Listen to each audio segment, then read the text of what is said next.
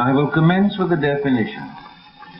Free thought may be defined as the rejection of authority in matters of opinion. It sets the persuasion of fact against the coercion of force. A free thinker is one who forms his own opinions on the facts as he sees them. Right or wrong, his opinions are his own. He is a voice, not an echo. Historically, free thought has become identified with the rejection of religious doctrines. This is because it is from the side of religion that the impulse to intolerance has come. Human society is born in the shadow of religious fear, and in that stage, the suppression of heresy is a sacred social duty.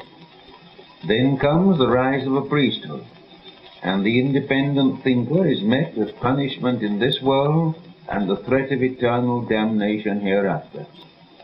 Even today, it is from the religious side that the greatest danger to freedom of thought comes.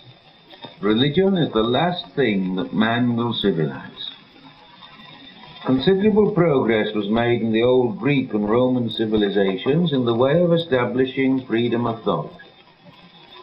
Neither had anything in the shape of a sacred book warning men not to eat of the tree of knowledge.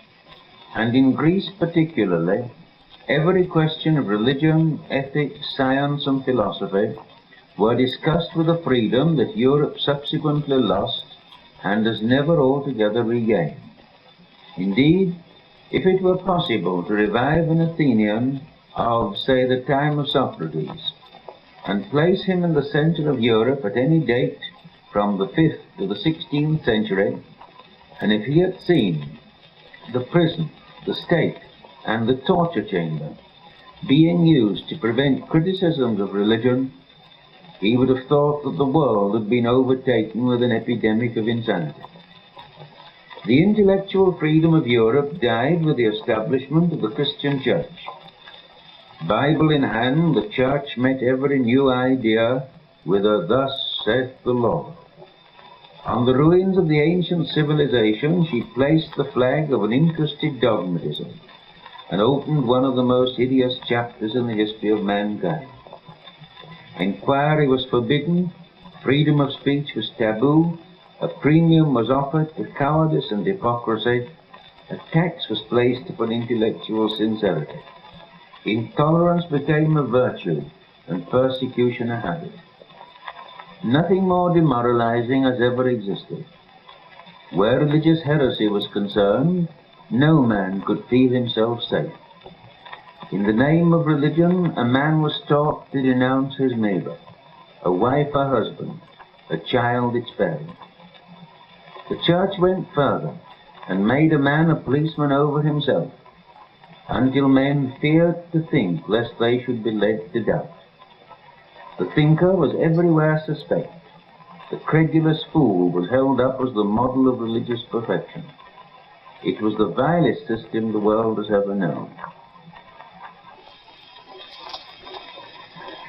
In prohibiting the free play of ideas, the Church struck at the foundation of progress.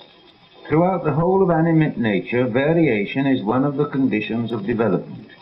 The opposite process is elimination, by which unfavorable or undesirable variations are weeded out.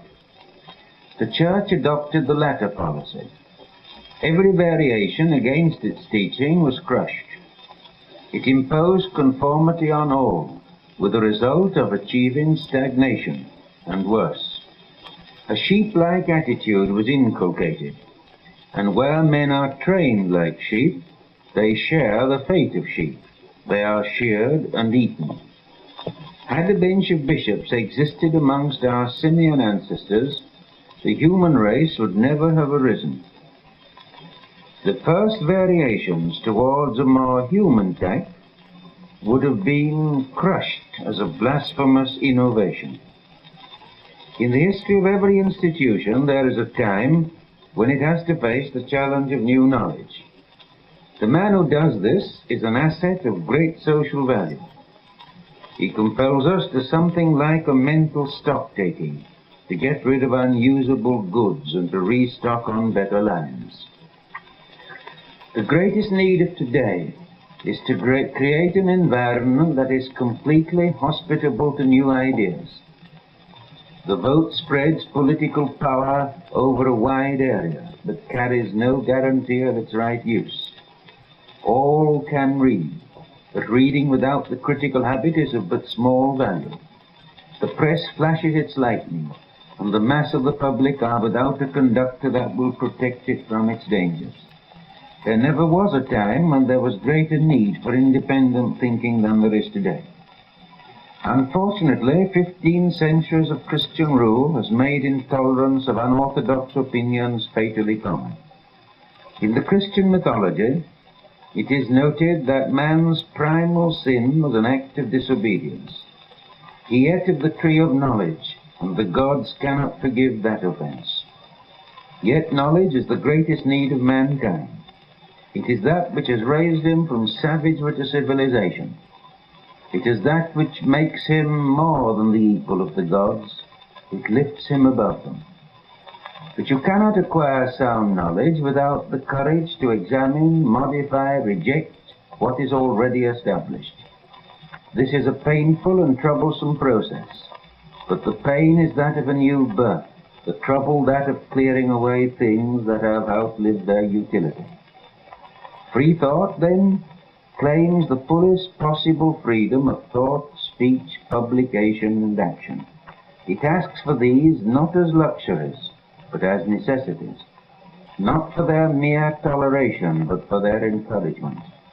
They must be the unquestioned and inalienable rights in a society where men and women can exist with dignity and self-respect.